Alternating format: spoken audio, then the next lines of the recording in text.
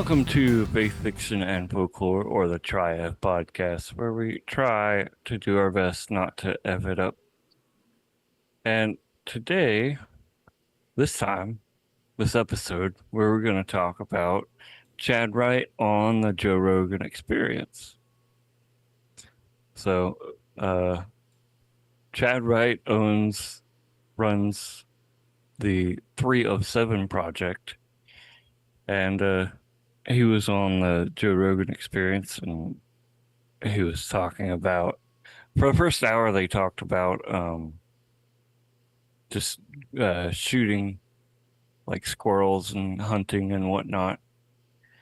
And then he got into his personal testimony, and I thought that was worth a share.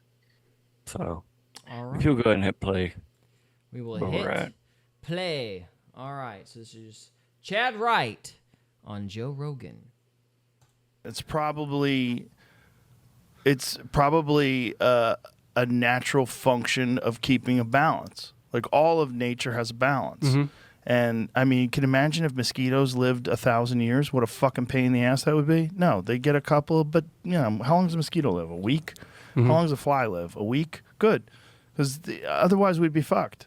You know, a good deer that's like the best days of its life. It's like 13 years, it's done. It's over. It's limping. It's going to get torn apart by coyotes. Whatever gets it. Everything has a time. Because if it didn't, then there'd be too many people. There'd be too many animals. The balance would be all fucked up. That's a great answer, man. The thing is, there's a lot of scientists that are working on that. And a lot of scientists that I've talked to that are treating aging like a disease. So instead of just accepting the fact, like, oh, you're 50 now, things are slowing down, like, well, why are they slowing down, and what can we do to reverse that? I love thinking along those lines, man. Like, I love that. At the very least, what it does is improves your performance radically as an older person. Mm-hmm. Improves your physical performance. Is what people would be capable of naturally with no supplements 20, 30 years ago. It's a very different world today. Very, very, very different. Mm-hmm. And with all the different modalities, all the different things you could do, like hyperbaric treatments, NMN, supplementation, red light therapy, cold plunge, sauna, all these different things radically change the composition of your body and your overall metabolic health. Radically changes it. And then with hormone therapy and all the other different things that you can do, I mean, it's just because of science and because of people figuring these things out, it's a radically different world than it was in the past. But is there a solution? Like, is there a fix for death? Like, is anyone searching or even contemplating that? Oh, yeah. David Sinclair's all over that. He's a guy from Harvard that we've had on the podcast a few times. That's his primary study. They're treating aging as a disease and trying to figure out what different types of medication, what different types of therapies, what's the root cause of the cells aging and not reproducing correctly. It's an ugly thing, man. Oh, it gets rough, especially if you don't take care of yourself. You know, that's... I'm a little dubious about them getting anywhere with that particular problem. just a little bit. Oh, okay. So he starts talking about his testimony at here in just a minute. It's like around the 1 hour mark. 1 hour mark. All right. So we can keep listening or skip forward if you want. All right. We will try 159. So I started researching this. What the crap is going on God, here? I wish you asked him what he was reaching for. You watch.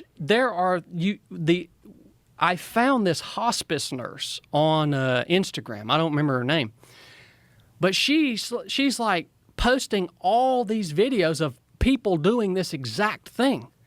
They're reaching for stuff, and she's a hospice nurse. Did you save it? Do you have it on your phone? I don't have it. I don't remember. Is he talking about NDEs? Yeah, he got into talking about when he first had an encounter with the Lord. Okay. And this was one of his best friends was passing away from cancer, I think it was. And his buddy was reaching like right before he passed. Gotcha. So Okay. they're talking about NDEs and stuff. Gotcha. She's got a lot of following. She's got a big following. Just look Jamie will up probably find it. hospice nurse on Instagram or whatever. But she posts all these videos of these people. Is this her? Oh, they're reaching. They're like calling out. I don't know if that's not her, but this is another one. That's not the one I watch. One of the death reach. It's a very common thing, and they're calling out a lot of times the names of loved ones that have passed before them. Whoa. They're seeing something like they're seeing into the other realm. Oh, it's that lady on the far right over there. That's the one I watch. She's a little crazy, but I'm gonna go ahead and tell you, she puts out some wild stuff, man. This is common stuff, man. What's her name? What's her name, Jamie? It says below, hospice nurse Penny. Weeks before their death, when they're able to tell us what they're seeing, when they're able to tell us about these visions, they're almost always above them or up in the corner of the room. But sometimes as they get closer to the end of life and they're no longer able to communicate, we start seeing them reach into the air. So I'm convinced that when they are reaching into the air, they are reaching towards those people who they love, who have died before them. This woman's not a believer, as far as I know. I don't know what her, how her worldview is on in terms of what happens after this. But she's just sitting here showing you, saying, "Hey, this happens. Yeah, we can't figure out why." If you're wanting to hear something related to that subject or read something related to that subject, you can go read the book from the Discovery Institute, The Immortal Mind by Michael Egner and Denise O'Leary. This is the hardcover, The Immortal Mind. This is talking about NDEs. So just another book if you're interested on that subject. So sorry, we'll move on. What happened? There we go. Apologies. We can't figure out what's going on. Obviously, for me, when I see that happening, when Mr. Don sits up in the bed, even though he's literally paralyzed by a stroke, he sits, it's an impossibility. He sits up in his bed and reaches both hands in the air and then lays down and departs the tent. What do I have to believe that, like, his transportation had arrived. You know what I mean? Yeah. And to witness that, how does that not, like, strengthen? Yeah. You're witnessing something that's tangible. It's like, how does that not strengthen at least your faith that there is something coming after this? You know what I mean? Yeah. And there's so many stories. And the thing is, people have this arrogant assumption, and this is a lot of based on academics and science, and this belief that we have all the answers to reality, when we don't even really understand consciousness. We don't. Consciousness is a massive mystery. So this idea that we've got it solved, and when I hear people say, when you die, that's it. It's over. Like, how do you know? You're just saying this. You're just saying this. That is as much of a belief system as any religion. This belief in something that you have no evidence of whatsoever, but there's so many anecdotal stories of people with near-death experiences, including Sebastian Junger. Do you know who he is? I've heard the name. Brilliant journalist. He is a great author. He's written some incredible books. He did Restrepo, right? Documentary about the war, and he's just an amazing, interesting, very, very intelligent guy. And the last time he was on the podcast, he was telling us a story about he had a medical emergency, some sort of was like an artery burst, right, Jamie?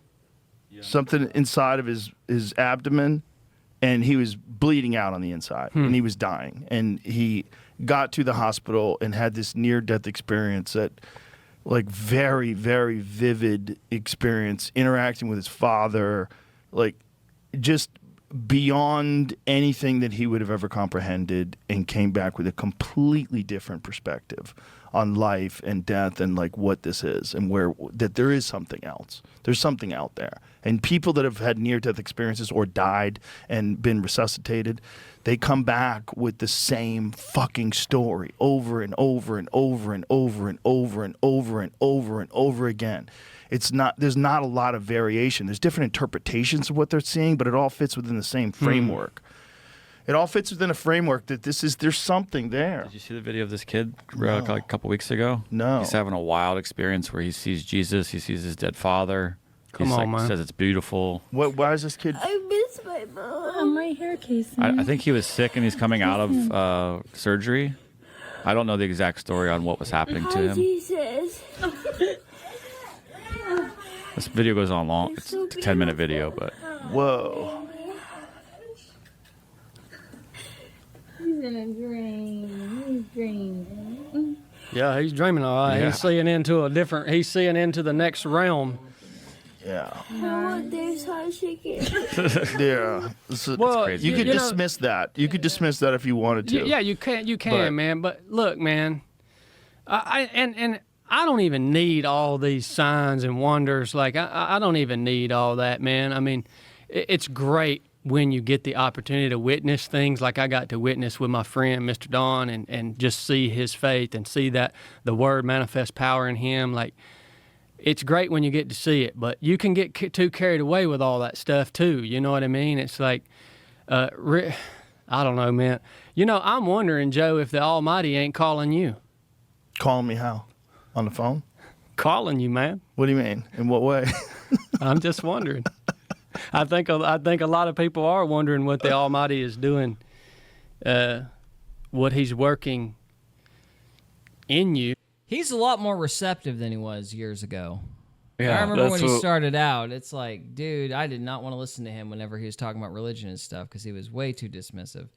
Yeah, that's That has actually kind of changed. where I wanted to talk about was Joe sat there and listened to this guy's like full story and testimony, whereas before he wouldn't have done that. No, he wouldn't have. He wouldn't have. And anyway, so if you want to move on to the next video, Yeah, all right, let's move on. Chad Wright. We do need to talk on- about NDEs. We have not talked about NDEs yet. We should do that one is a on very that. broad subject, but yes, there's a lot of good stuff on that. Yeah. Okay. Chad Wright goes on his 307 Project channel, and he just talks about what happened and basically tells Joe thank you for Okay. letting him on and what he experienced. So we can listen to it if you want to, or Yeah, that'd be fine. All right. Good morning, ladies and gentlemen. I haven't done a truck talk here on this channel in quite a while, but I figured I'd take just a moment to discuss with you guys what happened on the podcast that I did with Joe, because I'm getting a lot of messages and people saying this and that. So, man, I want to be up front with y'all. I'm back here in the country. Listen, I don't know if y'all can hear those cicadas in the background. Glad to be home. But what I wanted to tell you first of all is a lot of people are talking about this and that, but whatever opinions you might have about Joe, I want to tell you what I experienced during the time I spent with him. Joe literally embraced me, like with his arms, when we met for the first time. Him and his team made sure that we had everything that we needed while we were there. Extremely respectful. Joe even drove his Land Cruiser to the studio that day because he knew I liked Land Cruisers, so I could check out his rig. Whatever opinions you have about this guy, I want to tell you, the time I spent with him, he was an outstanding human being. And not to mention not all the hospitality, but above and beyond that, do y'all understand what he allowed me to do? He allowed me to come on the thing that he has built, that he's spent decades building, this podcast, And he allowed me to share my experience, my testimony, and this faith that I have. Even though we don't have that in common, him and I, not yet anyways. But he allowed that to happen without interruption. There were plenty of times that he could have made me look like a fool. Because let me tell you, he's far smarter than I am.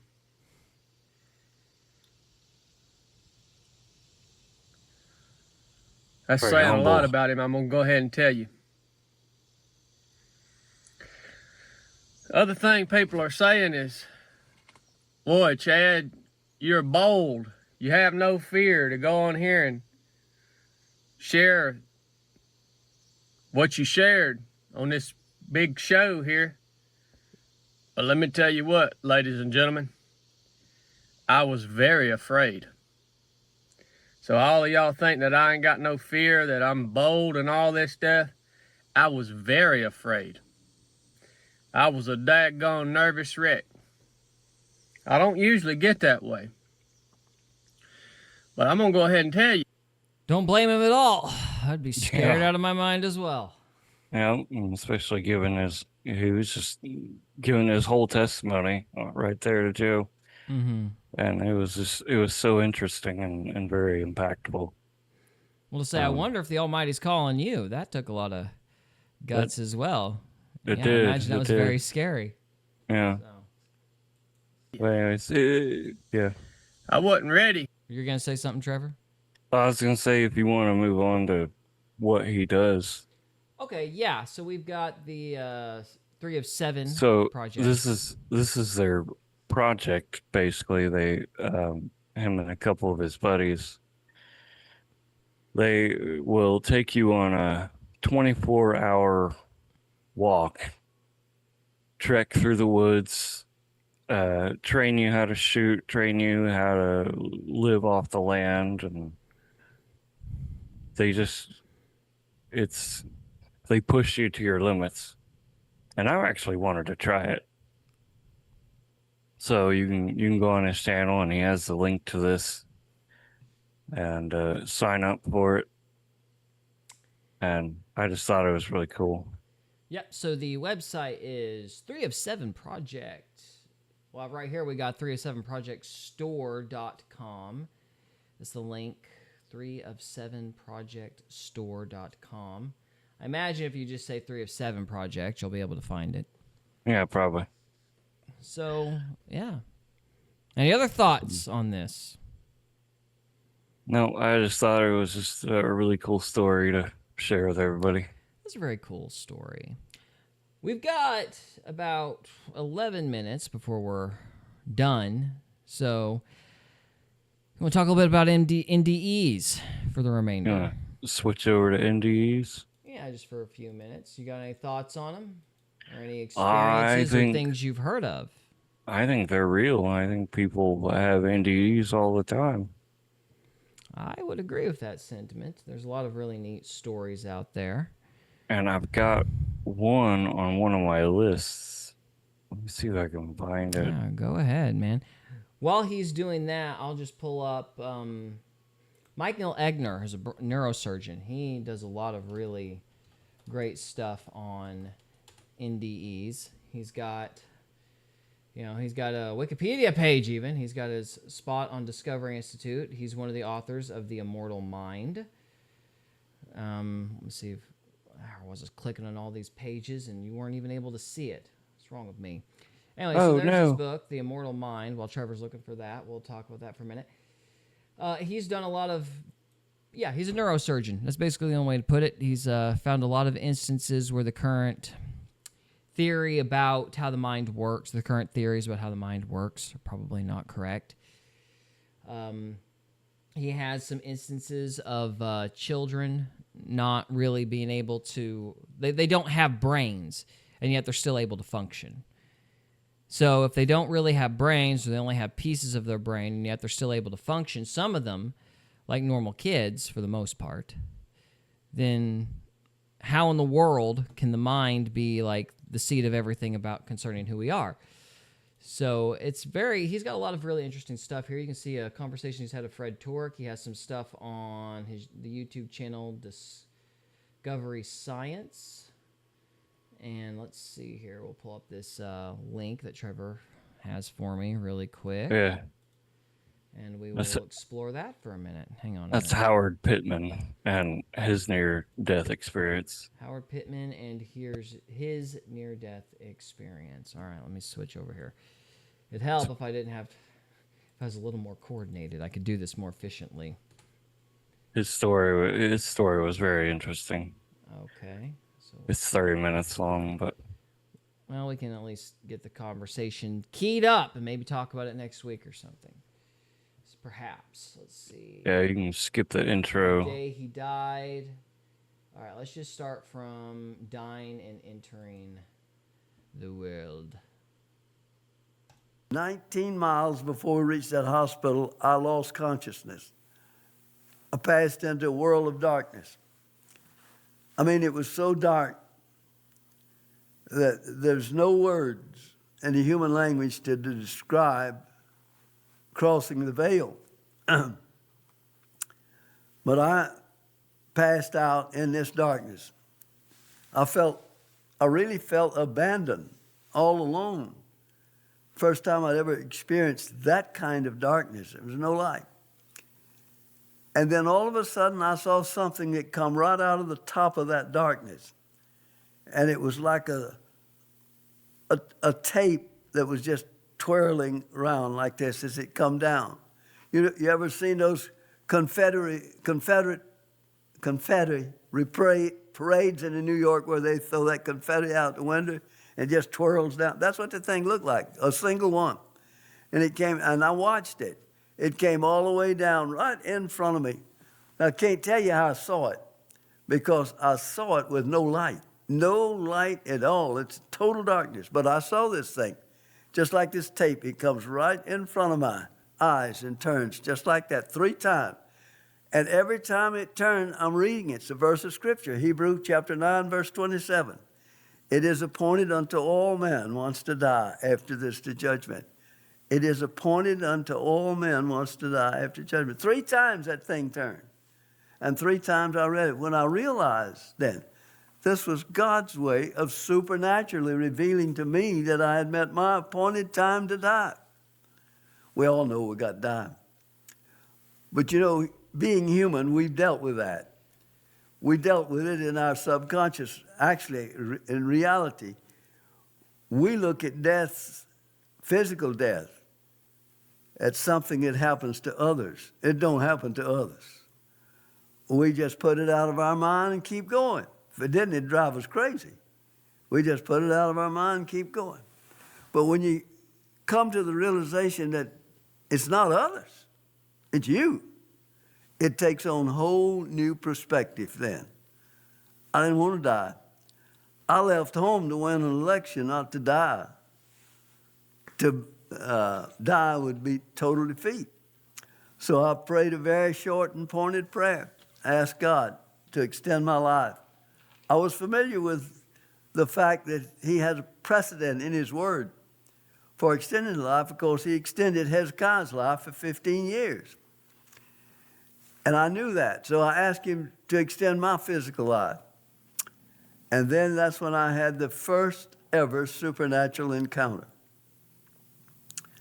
Out of that vast darkness come the most beautiful voice I've ever heard in my life. There's no music created that would any way mimic the beauty of that sounding of that voice. As the voice spoke to me, the voice said to me, "Stop.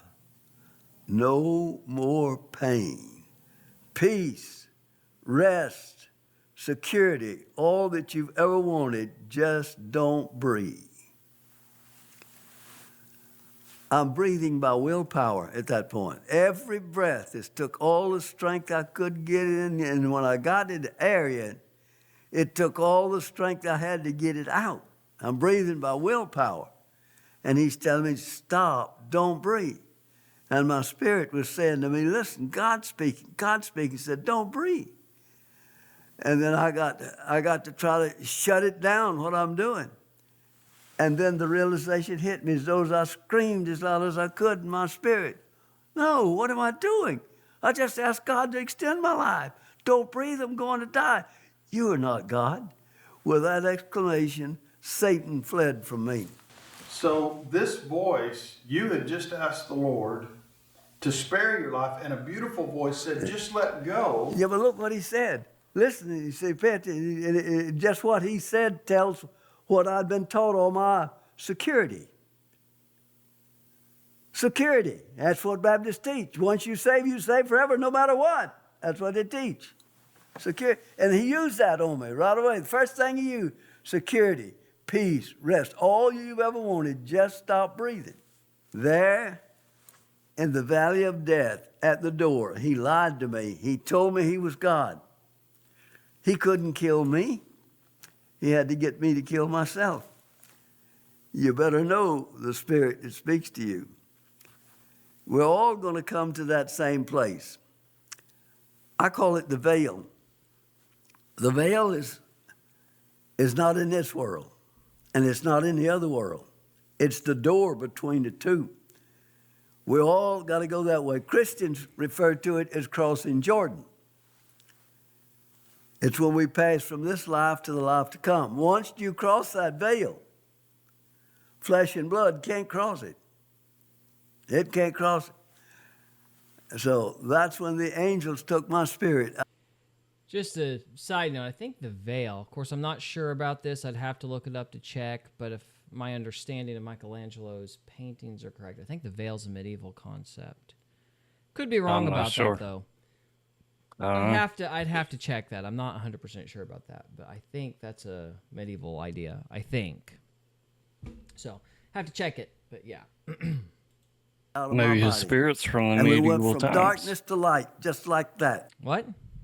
Maybe his spirits from the medieval times. I don't buy any of that reincarnation stuff. I mean, I'm open if somebody's got an argument, but I don't know. I'm dubious. Maybe we'll do a later one on reincarnation too. We've alluded to it in the past. I've expressed being open to it, but I'm not sold on it. Out of darkness into light. I'd crossed the veil. I was on the other side. The first thing they brought me to see was a verse of Scripture being acted out like a stage play. Ephesians chapter 6, verse 12. For we wrestle not against flesh and blood, against principalities, word plural, powers, word plural, rulers of the darkness of the world, the menagerie of our enemy.